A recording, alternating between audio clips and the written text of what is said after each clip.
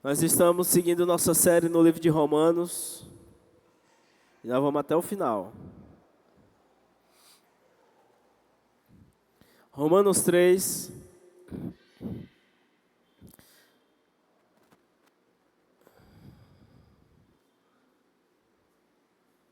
Eu gostaria que você prestasse muita atenção nessa palavra,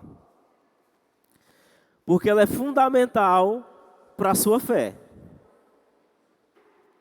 Entender o que nós vamos falar hoje é fundamental e vai determinar muita coisa a respeito, ou melhor, no que diz respeito à nossa permanência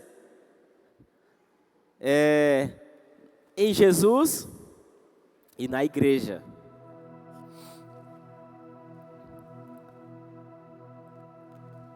Vamos ler Romanos 3, você vai lá para o versículo 21.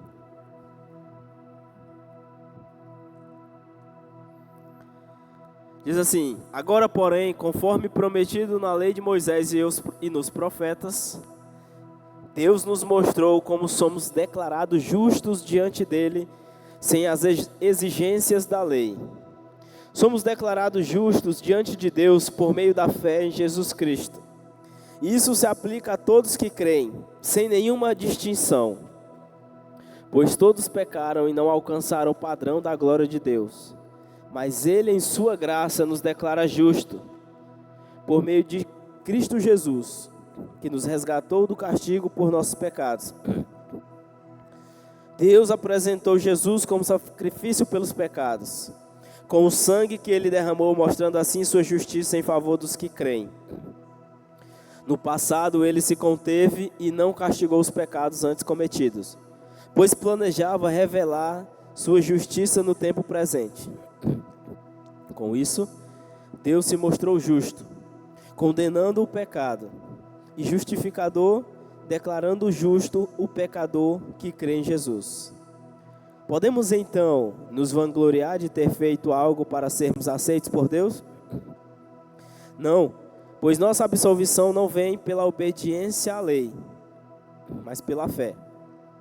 Portanto, somos declarados justos por meio da fé, e não pela obediência à lei.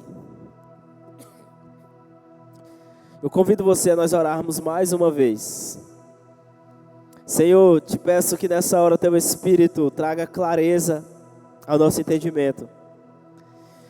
Que o Senhor retire desse lugar qualquer espírito que queira nos distrair.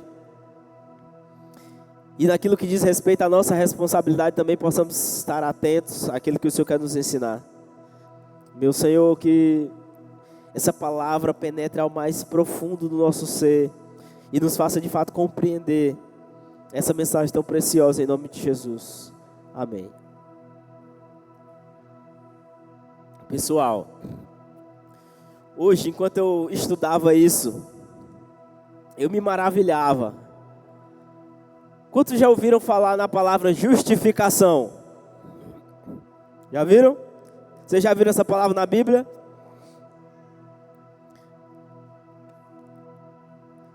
Se alguém pedisse para você explicar hoje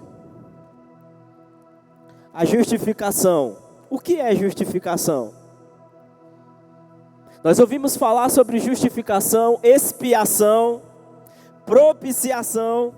Alguém já viu essas palavras? Eu não sei se você é como eu, mas eu gosto de procurar o significado das palavras. Porque para que a gente entenda algo, precisamos saber o que aquele algo significa. E, irmãos, isso aqui é o fundamento da sua fé. Por isso que eu peço que você esteja muito atento. Eu pedi até para alguns no grupo, né, trazer papel e caneta, enfim. Seria prudente se você anotasse. Mas também vai ficar gravado, depois você pode ouvir. Mas fique atento. Porque isso aqui é a essência da doutrina do Evangelho, a justificação.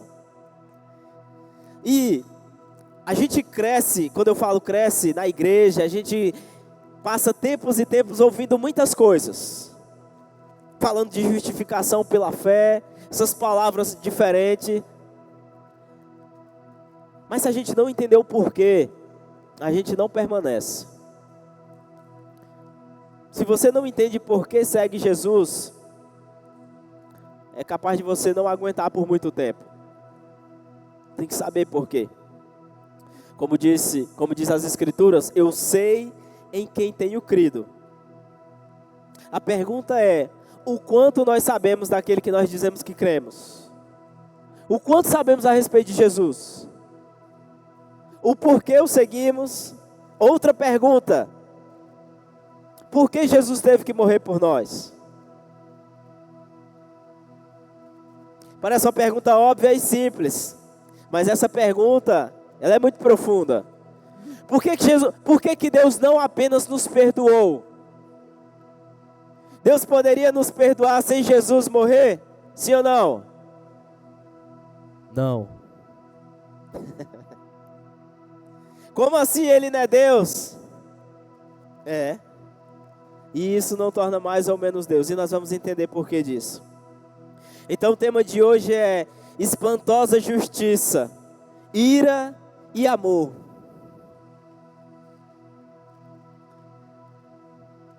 Vamos começar então. Nós começamos lendo o versículo 21. E a gente vai para lá, volta para cá, enfim. É fundamental eu e você entendermos isso. Versículo 23 diz assim: todos pecaram e não alcançaram o padrão da glória de Deus. Primeira coisa, só aqui nós já temos uma certeza. Todo mundo está condenado. Está todo mundo condenado ao inferno, por aqui mesmo. Todos pecaram. Ninguém se salva. Não há nenhum. Se a gente voltasse no versículo 10, diz assim: ninguém é justo, nenhum sequer. Ninguém é sábio, ninguém busca a Deus. Todos se desviaram, todos se tornaram inúteis. Ninguém faz o bem, nenhum sequer. Sua conversa é repulsiva como o cheiro de um túmulo aberto. Sua língua é cheia de mentiras. Veneno de serpente gotejam dos seus lábios. Sua boca é cheia de maldição e de amargura. Apressam-se em cometer homicídio, por onde passam deixam destruição e sofrimento. Não sabem onde encontrar paz, não têm o menor temor de Deus. Essa é a nossa condição, irmão. Essa é a condição da humanidade. Então eu vou falar aqui o que é, de fato, a doutrina da justificação. E eu vou falar mais uma vez. É seu dever, você que está aqui hoje, é seu dever entender isso aqui hoje. Certo? É seu dever entender o que é a justificação. Porque se você não entende, você também não vai conseguir fazer um evangelismo eficaz. Vai evangelizar o quê? Você tem que entender a razão da sua fé. Em 1 Pedro 3,15 diz, você tem que estar preparado para explicar ou para dizer quando lhe perguntarem qual a razão da sua esperança. Então se o teu amigo te pergunta, e aí? Por que eu devo seguir a Jesus? Ah, bicho, eu não sei não, sei que eu sigo. Sei que eu cresci ouvindo isso, sei que lá na igreja só falam disso, você tem que saber. E hoje nós vamos entender o que é a justificação pela fé. Então, primeira coisa, vamos imaginar um dilema. Talvez, ouso dizer, o dilema de Deus. Deus, ele precisa, a justiça de Deus exige que todo pecador seja condenado. Certo? A justiça de Deus exige isso. E a Bíblia diz que ele não pode negar a si mesmo. Deus não pode deixar de ser justo. Por que é um dilema? Porque primeiro, a justiça dele exige que o homem pecador seja condenado. E do outro lado, ele deseja que o homem seja salvo e tenha alegria eterna. Olha o dilema. Como Deus resolve isso? O homem pecador precisa ser condenado ao castigo eterno. Do outro lado, Deus quer salvar e dar alegria eterna para o homem. Então, como que Deus vai resolver isso? Então vamos primeiro entender a fonte da justificação. Justificação é o que, na verdade? É o ato de você ser justo diante de Deus. E aquele que não é justo, ele não pode adentrar o reino de Deus. Aquele que foi encontrado culpa nele, ele só tem um destino: condenação. Está vendo como a Bíblia diz: todos pecaram e ninguém alcançou o padrão da glória de Deus? O padrão da glória de Deus é o quê? Sem culpa, sem vergonha. Sem vergonha no melhor sentido da palavra, viu? Que não tem vergonha. Que não tem do que se vergonhar, que não tem mancha. Então o padrão da glória de Deus é altíssimo. E a Bíblia diz que todos pecaram. Se o início do texto, do capítulo, Paulo começa falando aos judeus. Porque os judeus se garantiam numa coisa: não, nós somos o povo escolhido. Nós somos o povo de Deus, o povo de Israel. Nós temos a circuncisão. Nós temos vantagem. E muitos achavam que, porque eram judeus, eles teriam alguma vantagem no dia do tribunal, no dia do juízo de Deus. E o apóstolo Paulo está falando assim: não, vocês não entenderam não. Todos, judeus e gentios. Quem são os gentios? Eu e você. Gentio não é alguém, ele é gentio, não. Gentio é qualquer um que não é judeu. Certo? Ou seja, eu e você somos gentios. E graças a Deus, porque o evangelho se estendeu para nós. Voltando para cá. Então, você entendeu que é a justificação, né? Encontrar-se, se tornar justo perante Deus.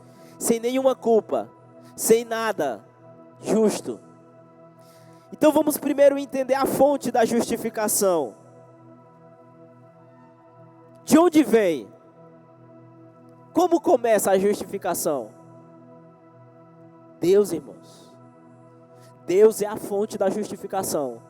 E a prova disso está no texto que nós lemos. No versículo 24 diz: mas Ele, em sua graça, nos declara justos por meio de Cristo. De Cristo Jesus, que nos resgatou do castigo por nossos pecados.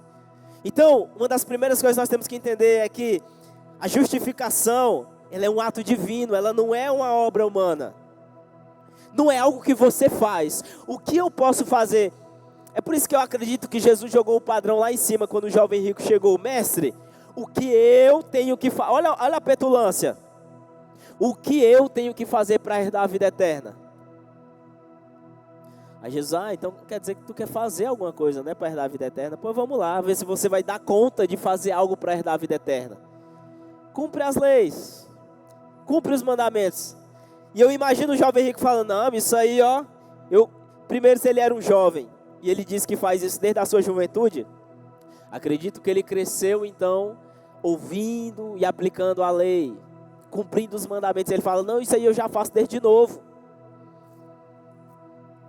E aí a proposta que Jesus lança para ele, só foi para ele em toda a história.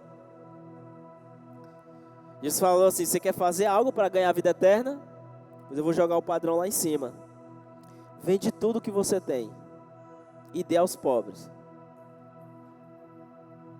Irmão, olha que... Aí imaginou? Ainda bem que foi para ele, né? A proposta. Aí imaginou nós que nem temos muito.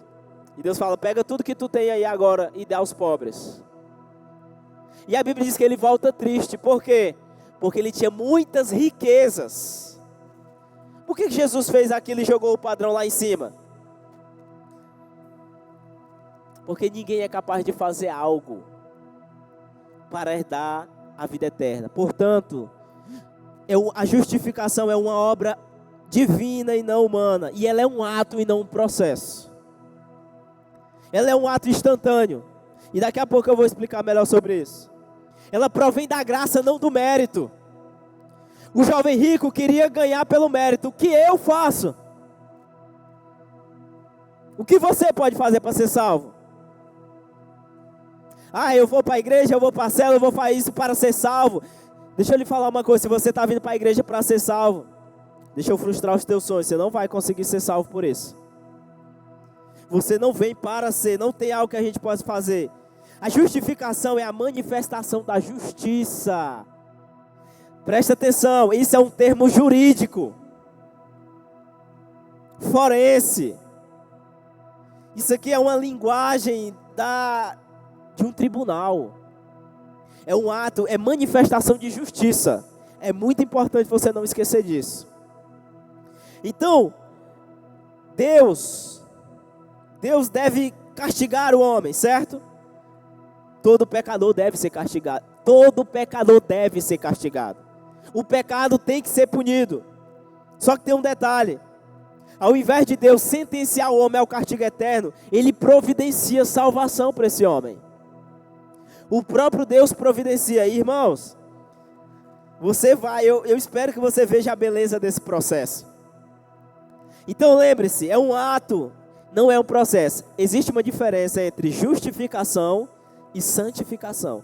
Santificação é um processo, é prática, é progressiva, é com o tempo. A cada dia e dia, de glória em glória, nós estamos sendo santificados, aperfeiçoados.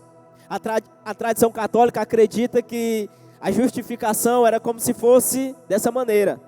A cada dia você vai se tornando mais justificado diante de Deus. Não é assim que nós cremos. Não é assim que o texto, que as Escrituras demonstram a nós. É um ato instantâneo. A partir do momento que alguém passa a crer em Cristo Jesus como o único caminho para Deus, como o único Salvador, é um ato instantâneo. O martelo é batido e aquele ser é justificado perante Deus. É um ato instantâneo.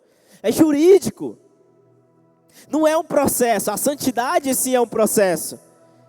Ou seja, aquele que confia em Cristo como seu Salvador, ele, neste momento, ele é declarado justo perante Deus, porque ele entende e confia em Cristo somente para ser salvo. E o caráter dele que precisa ser transformado? Santificação. Um dia de cada vez, um passo de cada vez, ele vai amadurecendo, ele vai crescendo na fé, amadurecendo na fé, enfim. Então, a justificação é um ato legal. Legal por quê? Porque é jurídico, porque é judicial. E isso acontece no tribunal de Deus. Entenda algo. A justificação não é algo que acontece dentro de nós. Acontece fora de nós. Ela não acontece no coração. Ela não é algo que Deus faz em nós, é algo que Deus faz por nós. A santificação é de dentro para fora. A justificação é o que Deus faz por nós. Não é o que acontece no seu coração. É como se fosse uma declaração. Deus olha para o indivíduo e é declarado: ele é justo, se este estiver em Cristo. Ou seja, isso nos mostra que a justificação ela é um ato declaratório. E o texto que nós lemos diz isso. O versículo 24 diz: mas ele em sua graça nos declara justos por meio de Cristo. Agora presta atenção aqui para virar tua cabeça. Justificação não é mero perdão. Oxente. Deus não me perdoou? Também. Mas Deus não poderia só nos perdoar, sabia? Eu não estou dizendo que não há perdão dos pecados. Porque as Escrituras falam que Ele morreu para perdoar os nossos pecados. Mas sabe por quê? A justificação ela não é só perdão. Ela é remoção de toda a culpa e condenação. Porque o perdão seria como dizer assim: pode ir. Você está livre. Você está livre da culpa, da pena que o seu pecado merece. Pode ir. Agora, a justificação é como Deus falar assim: pode vir. Você é bem-vindo para desfrutar do meu eterno amor e bondade. Entenda algo. Eu fiz uma pergunta no início. Se alguém chega para você hoje e fala: por que Cristo teve que morrer? Qual é a resposta mais, talvez óbvia, instantânea? Para perdoar os nossos pecados. Cristo teve que morrer para Deus perdoar os nossos pecados. Por quê? Por que Deus não poderia perdoar os nossos pecados de outra maneira? Quem pode vir aqui me explicar no microfone, ou explicar para todos nós? Eu não estou dizendo que ninguém é capaz de responder, viu? E só eu que sou, não estou dizendo isso. Eu estou falando isso para você pensar. Porque uma das coisas que eu vou começar a fazer daqui para frente, porque essa semana eu entendi algo. E eu entendo que é minha responsabilidade como líder, pelo menos enquanto eu estiver debaixo nessa posição. Eu entendi que se nós não entendermos o porquê do que nós fazemos tudo isso aqui, a gente vai parar, vai perder o sentido. Sabe por quê que no final do ano, do meio do ano passado até o final do ano, nós paramos, dança, mídia, tudo isso, que era para a gente entender por que estávamos fazendo o que fazemos. Se você não entende por que se santifica, você vai parar de se santificar e vai se tornar um legalista. Se você não entende por que ora, você vai parar de orar e começar a rezar, só repetir um monte de coisa. Se você não entende por que adora, você vai vir para cá e só fazer uma cara feia de dor de barriga, fingindo que está adorando, sem nem saber o que é isso. Por que adorar? A quem adorar? Por que se expressar? Por que cantar? Por que se santificar? Por que ler a Bíblia? Então, por que Jesus teve que morrer para perdoar nossos pecados? Não, irmãos. Não só por isso. Também por isso. E eu não estou falando heresia. Sabe por que só o perdão não era suficiente? Porque o perdão, ele não é um ato de justiça. Você sabia? O perdão, ele não está fundamentado no cumprimento da satisfação da lei. Vou te dar um exemplo de perdão. Imagine que vou usar o meu exemplo aqui. Eu estabeleço regras na minha casa e o meu filho descumpre uma dessas regras. Então eu chego para ele, você descumpriu a regra, mas hoje passa. Você está perdoado. Pode ir. Isso não é um ato de justiça. Não é um ato da satisfação da justiça. A justiça precisa ser aplicada. Se há uma lei e nós infringimos uma lei, precisamos o quê? Sofrer uma consequência. Então só o perdão seria como se Deus tivesse que fazer vista grossa.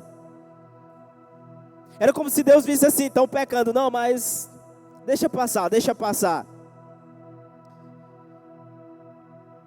Na justificação, a penalidade da lei, ela não é suspensa. Na justificação, a lei é executada. E se a lei diz, quem pecou precisa morrer, tem que morrer. Se na lei diz que aqueles que pecarem contra Deus têm que ser condenados, tem que ser condenado. Precisa haver satisfação da lei. E não tem outra alternativa.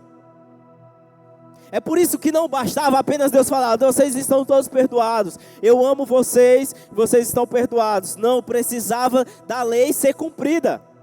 Precisa haver condenação, alguém vai ter que ser condenado. Tem que haver um preço, o preço tem que ser pago. A justiça precisa ser satisfeita. Então Deus, irmãos, não poderia perdoar o pecador sem satisfazer a sua justiça. Todo pecado tem que ser punido. E Deus puniu o pecado em Cristo Jesus. Por isso que ele teve que morrer. E por que Moisés não morreu? Por que nenhum dos profetas morreram? Por quê? O que diz no versículo 21? Porque todos pecaram. Quem seria capaz de prestar um sacrifício perfeito, puro, santo? Quem seria capaz de cumprir esse nível de justiça se todos já estavam condenados? É por isso que ninguém pôde cumprir esse sacrifício, porque todo mundo já estava condenado.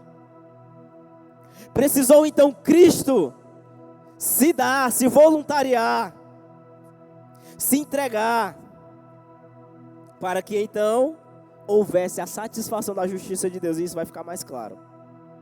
Então, a justificação não envolve só o perdão, mas a remoção de toda a culpa e castigo. Irmãos, enquanto eu estudava isso hoje à tarde, eu ficava assim, meu Deus do céu, tem 17 anos que eu sou crente, eu prego desde 16 anos de idade, e parecia que era como se fosse a primeira vez.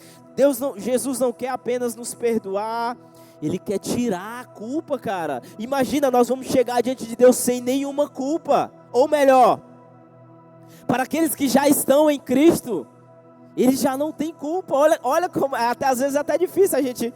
Quem ousa dizer hoje assim, eu não tenho nenhuma culpa diante de Deus? Eu não tenho nenhuma culpa diante de Deus. Sabe por quê? Romanos capítulo 8, verso 1. Portanto, agora não há nenhuma condenação. Não há, é no presente, não é não haverá. E se você entender isso, o diabo não pode mais ficar te acusando, te envergonhando, ou você com medo de Deus. Por quê? Porque se eu estou, é no presente, é agora, hoje, no dia 28 de fevereiro de 2025, no século 21, hoje, eu não tenho nenhuma culpa diante de Deus. E para alguns vai parecer, como é que esse cara tem coragem de falar isso, se somos todos pecadores? Sim, mas em Cristo, a justiça de Deus é satisfeita, e o que eu estou falando é o que a Bíblia está dizendo. E aí nós começamos agora a entender o que é a redenção. E a redenção pega emprestado uma palavra do comércio da antiguidade. E a palavra grega para redenção é apolitrosis. E o que é a redenção? A gente fala tanto de redenção. Na antiguidade, eu poderia comprar um escravo para deixar ele livre. Tipo assim, o cara é escravo, eu quero que esse cara seja livre. Eu vou pagar um preço por ele para libertar ele. A redenção era o ato de você ou pagar por algo para você resgatar. Um dos significados da palavra redenção é resgate. Então, quando alguém queria resgatar uma terra, uma propriedade, alguém, ele pagava um preço para trazer de volta, para resgatar aquilo. Vocês estão entendendo o que Jesus fez? Estão entendendo o que é a redenção? Deus cria o homem perfeito, o homem se perde, o homem se torna escravo do diabo, todos. Ao nos tornar escravo, se você não está em Cristo Jesus, irmão, deixa eu lhe falar uma coisa. Você é escravo de Satanás. Você pensa, não, meu Deus. Se não estiver em Cristo, é escravo de Satanás. É propriedade de Satanás. E o salário do pecado é a morte. Então olha que obra maravilhosa. Me fala um Deus. Em todo esse sistema que existe da nossa sociedade. Me fala um Deus que fez isso. Não tem nenhum. Essa é a beleza do Evangelho. Porque, vejam só, o preço... eu preciso esclarecer algo. Muitas pessoas pensam que o preço foi pago para o diabo. Não, irmãos. Olha a loucura. Deus providenciou um pagamento para Ele mesmo. A dívida não foi paga para o diabo. A dívida foi paga para Deus. Não ache que Jesus morreu para pagar ao diabo e tirar dele, não. A justiça foi cumprida em Deus, e esse mistério permite com que você e eu sejamos tirados do reino das trevas e trazidos para o reino da luz. Amém? No versículo 25 diz, Deus apresentou Jesus como sacrifício pelo pecado, com o sangue que Ele derramou, mostrando assim sua justiça em favor dos que creem. E aí eu tenho que falar aqui a diferença entre expiação. Agora quando você lê o Velho Testamento, você vê essa palavra, você não vai mais esquecer. Tem uma diferença entre expiação e propiciação. O que é a expiação? E foi isso que aconteceu na cruz. A obra da cruz teve expiação e propiciação. O que é expiação? É Jesus retirar a culpa. Isso é quando esse sacrifício atinge o homem, eu e você. Então, porque Cristo morre na cruz, então Ele pode retirar a culpa daquele que crê nele como Senhor e Salvador. Isso é o que? Expiação. A propiciação é o que? É a justiça de Deus sendo satisfeita. Imagine só. Vem aqui, Kleber e João Gabriel, me ajuda aqui para ficar mais claro. Para ser mais pedagógico. Sobe aqui. Digamos que o João seja Cristo. E Kleber representa a humanidade. Eu e você estamos aqui. Então, ele é Jesus, ele é a humanidade, fica daquele lado ali. E a ira de Deus, irmãos, entenda algo. A ira de Deus não representa um Deus descontrolado emocionalmente. A ira de Deus, ela é santa. Porque a ira de Deus revela uma revolta contra o mal e contra o pecado. Portanto, a ira de Deus não é um descontrole de Deus. Meu Deus, como que Deus pode se irar assim? Existe a ira de Deus. Certo? E existe um mistério porque ira e amor estão juntos. Inclusive na cruz, ira e amor estão juntos. Olha só, por isso que a justiça de Deus é espantosa. Porque é um casamento de ira e amor. Então, Deus olha para o homem pecou, todos pecaram, não alcançaram o padrão da glória de Deus. E o homem merece ser condenado. Só que Cristo se coloca como mediador, porque a Bíblia diz que só há um mediador entre Deus e os homens, Jesus Cristo. E o que é um mediador? Aquele que está no meio. Cristo se coloca no meio, no lugar, e Deus olha para o homem. E Deus satisfaz a sua justiça em Cristo. Deus bate, olha para o homem, mas a ira dele bate em Cristo. Ou seja, a ira dele está sendo satisfeita. O homem pecou, o homem descumpriu a lei de Deus. Essa lei precisa ser cumprida. Por isso que não é só perdão. Por isso que não é só falar, vai embora. Não, você precisa ser condenado. Alguém tem que pagar o preço. E o preço está sendo pago. Você entendeu? Valeu, obrigado. Ficou com medo, né, do murro ser de verdade? Então veja que beleza é isso, gente. Isso é justificação. Isso é tornar justo. Deus não anulou a sua justiça. Deus não falou assim, não, tá de boa, vamos só ignorar. Não, a justiça de Deus tem que ser cumprida. E isso é a justificação. E a justiça de Deus não poderia ter sido cumprida se Cristo, ou melhor, se Cristo não tivesse morrido em nosso lugar, todos nós estaríamos condenados eternamente. Então nós falamos da base da nossa justificação. Qual é? Deus. Ou melhor, a base não, a origem. Certo? A origem. A justificação começa com Deus. Olha só. Deus providenciando. E a gente volta lá em Abraão. Abraão vai subir com Isaac. Subiram. Isaac, cadê o cordeiro? Você pensa que as coisas na Bíblia é aleatória? E Abraão fala, Deus providenciará para si o cordeiro.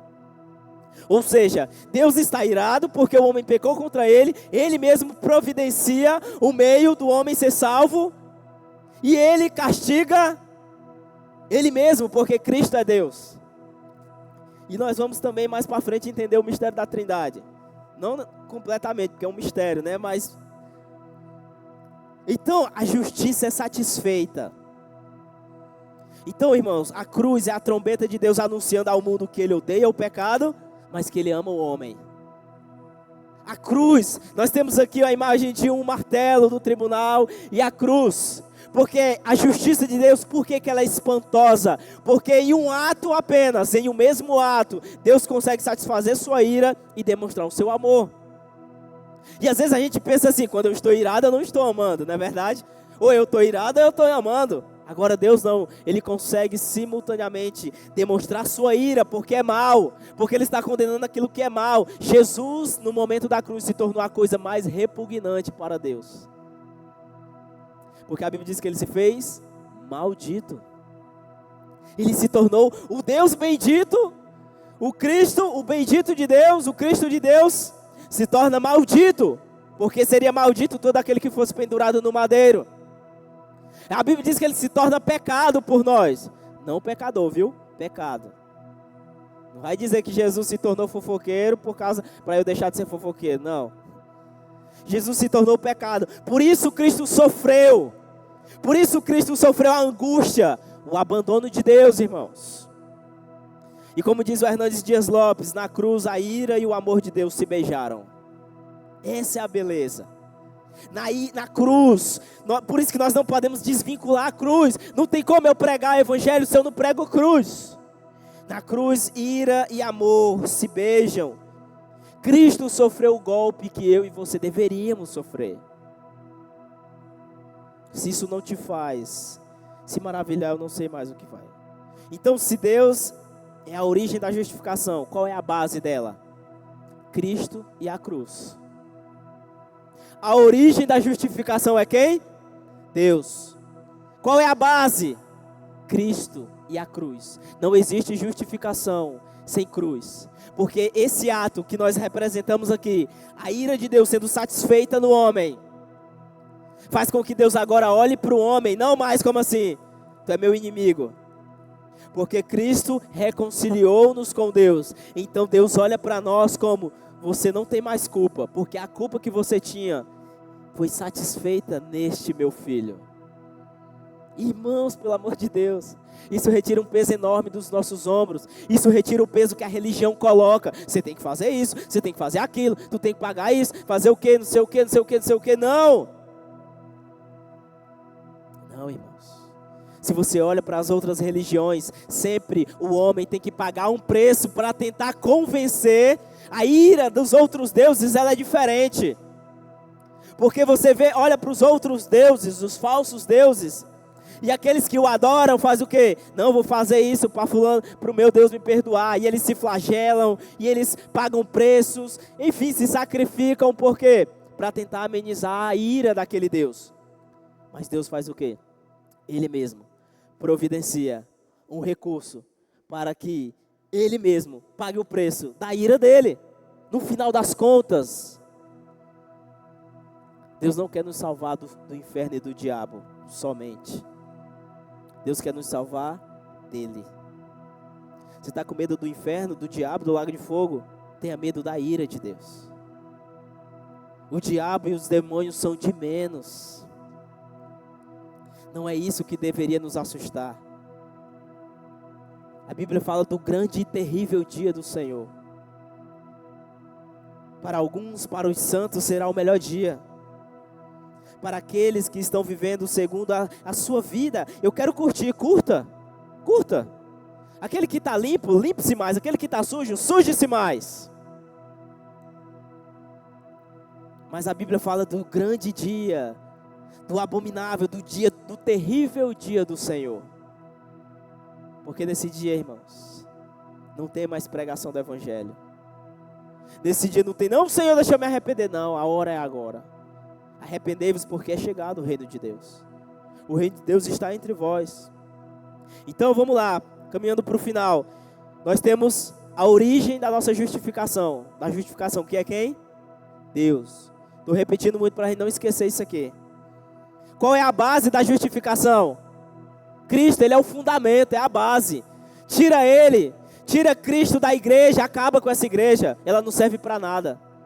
Uma igreja que Cristo não é a base, que ninguém prega sobre a cruz porque é difícil, porque vai espantar o jovem, irmão. Uma igreja que Cristo não é o centro, não é a base, essa igreja não serve para nada, porque a igreja é a noiva e representante do Cristo. Agora nós precisamos de um meio da justificação. Existe uma origem, existe um fundamento e uma base, e existe um meio. Então vamos lá, vamos olhar para o texto, versículo 22, presta atenção. Nós somos, ou melhor, volta para o 21. Agora, porém, conforme prometido na lei e nos profetas, Deus mostrou como nós somos declarados justos, ok? Origem, que é o que? Por meio de Cristo, versículo 22. Agora vamos, ainda no versículo 22, ele fala qual é o meio da justificação. Qual é o meio?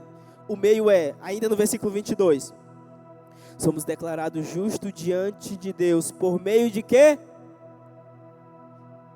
Por meio de quê?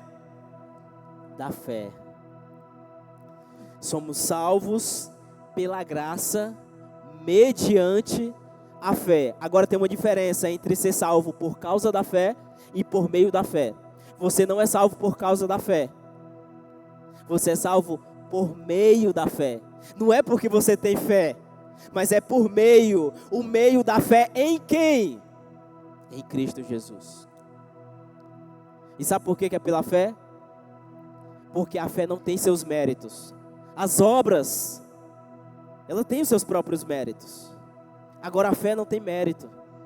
A fé não aponta para mim nem para você, a fé aponta para Deus. A fé, como diz um grande homem de Deus, que eu não lembro o nome agora, é como um mendigo com suas mãos vazias estendidas, esperando a oferta. É isso que é a fé. Por isso que se você não tiver fé, e fé não é apenas um ato racional não, fé é confiança.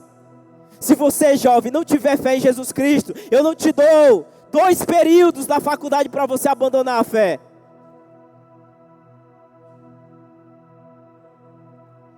Eu não te dou uma introdução à filosofia para tu não abandonar a fé. Se nós não tivermos fé em Cristo, nós não suportaremos. Qual é a razão da sua fé? Como Pedro falou. Qual é a razão da sua esperança?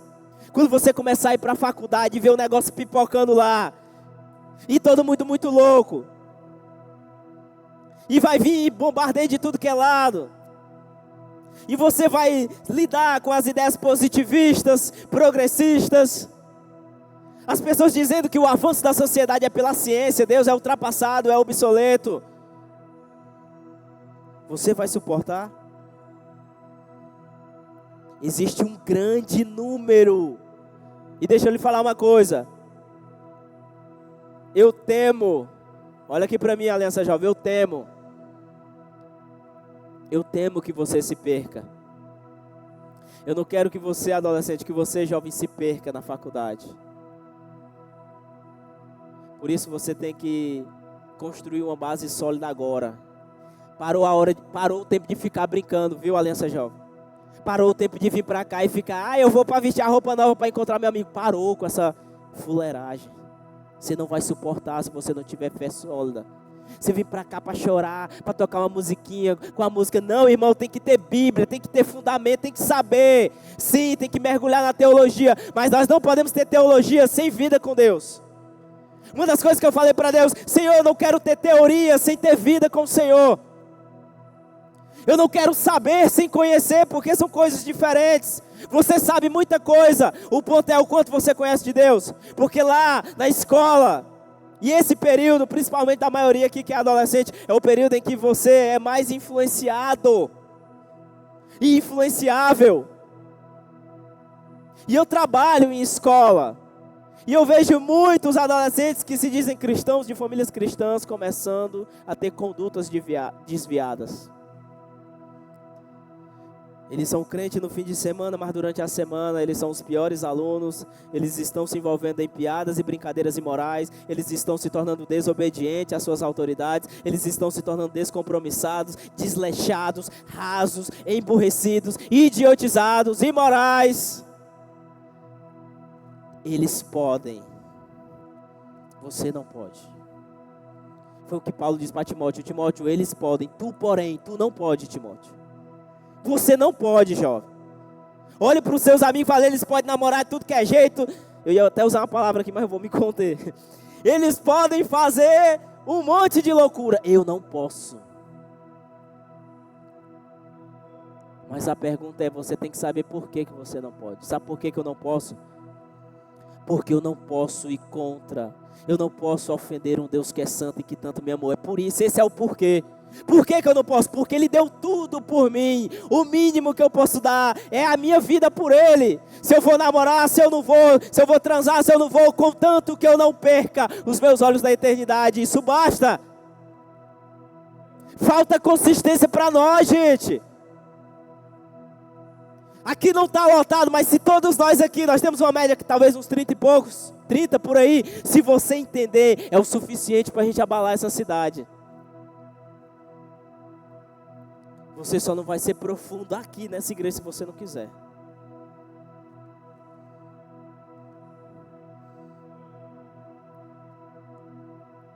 Então, a fé. O que é a fé? E o pessoal do louvor já pode subir. A fé é o meio de você desfrutar da graça. Sabe qual é o fundamento do evangelho? A fé. Você sabia dessa resposta? Nós precisamos ser bons teologicamente. Eu vou terminar Apocalipse. Falta 2 capítulos. E hoje eu termino. E pela 5ª vez eu inicio a leitura da Bíblia. E ainda é pouco. Porque em 17 anos de crente eu já deveria ter lido muito mais. Como nós ousamos? Se você tem 2 anos de crente e ainda não leu a Bíblia toda, é uma vergonha. Porque você maratona uma série. Nós assistimos uma série assim, eu sei como é que é, eu já fiz isso, já maratonei.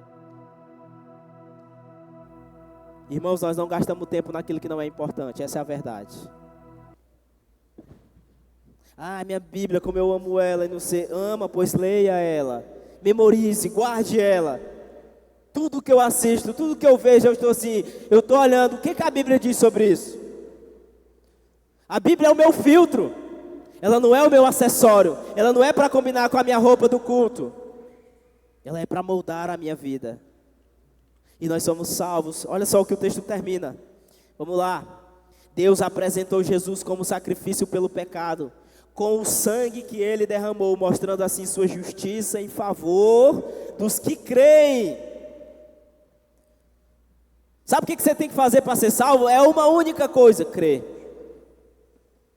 Mas crer aqui não é só, eu creio, ó.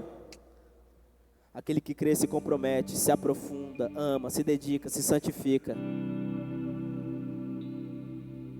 No passado, é como se, sabe o que representou todos aqueles sacrifícios do Velho Testamento? Aquilo ali era só uma forma de Deus, era um paliativo. Deus estava falando assim, mata uns animais aí para vocês continuar pelo menos orando. Para vocês continuar pelo menos vivos. E esses sacrifícios apontavam para Cristo. Como que as pessoas do Velho Testamento foram salvas? Nós podemos responder isso para os nossos amigos? É muito simples. Jesus. Gente, mas Jesus não tem a palavra Jesus no Velho Testamento. Mas ele é prometido desde o início. O Messias, em hebraico, o Cristo, em grego. Cristo, Messias, não é sobrenome de Jesus não. São 2 palavras, uma grega e uma hebraica, para mostrar o ungido de Deus, o prometido, o enviado. E todos aqueles que confiaram no prometido de Deus, aquele que iria salvar Israel. Muitos acreditavam que ele era um líder político, os sacerdotes da época.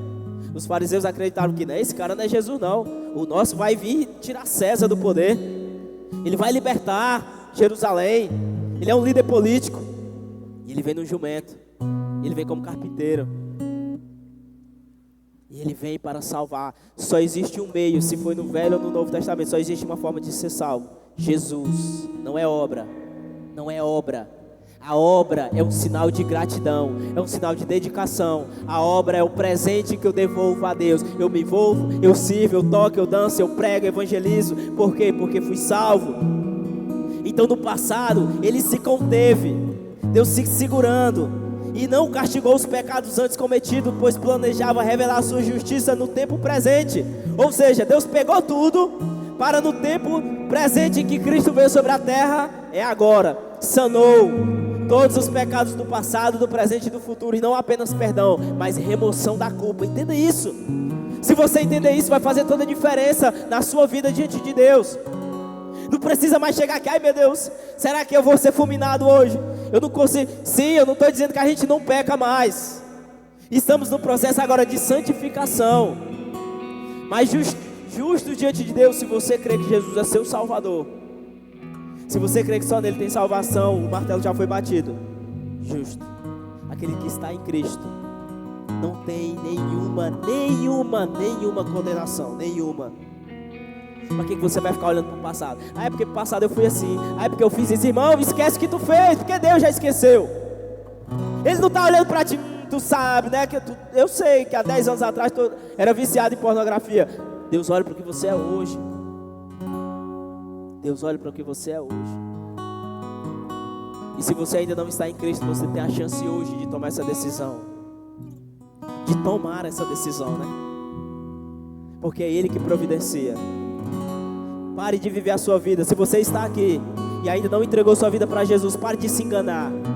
Pare de achar que você vai ser feliz, que você vai ter alegre, vai aproveitar sua vida longe de Cristo. Não vai. Pare de achar que você vai ter respostas em outro Deus, em outro sistema religioso. Não vai, só o Evangelho responde. Finalizando, pois planejava revelar a justiça no tempo presente. Com isso, Deus se mostrou justo, condenando o pecado, e justificador, declarando justo o pecador que crê em Jesus. Podemos então nos vangloriar de ter feito alguma coisa para ser aceito por Deus? Podemos chegar para Deus e falar: eu sou aceito porque eu falo bem. Eu cresci no Evangelho, logo eu já tenho um lugarzinho lá, mais perto de Deus. Meus pais me criaram no lar cristão. Ninguém pode se gloriar de nada. Nada. Não, pois nossa absolvição não vem pela obediência à lei, mas pela fé. Portanto, somos declarados, mais uma vez, justos por meio da fé, e não pela obediência à lei. Para finalizar e para a gente entender isso aqui, afinal, Deus é Deus apenas dos judeus? Não. Deus não é também Deus só dos gentios? Não é Deus dos gentios também, de todo mundo? Sim. E aí ele diz: existe um só Deus, e ele declara mais uma vez, justos, tanto judeus como gentios, somente pela fé. Então, irmãos, se enfatizamos a fé, quer dizer que podemos abolir a lei? Você lê esse texto e fica: como assim? Se não é pela lei, então vamos esquecer a lei e só a fé? O que Paulo diz? Claro que não. Na realidade, só quando temos fé que cumprimos verdadeiramente a lei. O que ele está dizendo? A lei nos conduziu para a fé. Sem a lei, eu e você não iríamos ver a necessidade da fé. A lei, a Bíblia diz, se você voltar antes, foi feita para que o homem entendesse que ele não pode ser salvo. Ninguém dá conta de cumprir toda a lei. E quando você... Sabe por que a fé é o cumprimento da lei? A lei não deixa de ser cumprida. A lei tem que ser cumprida. Quando eu e você estamos em Cristo, toda a lei é cumprida. O homem por si só ele não dá conta. Tente cumprir a lei e os mandamentos sem Cristo.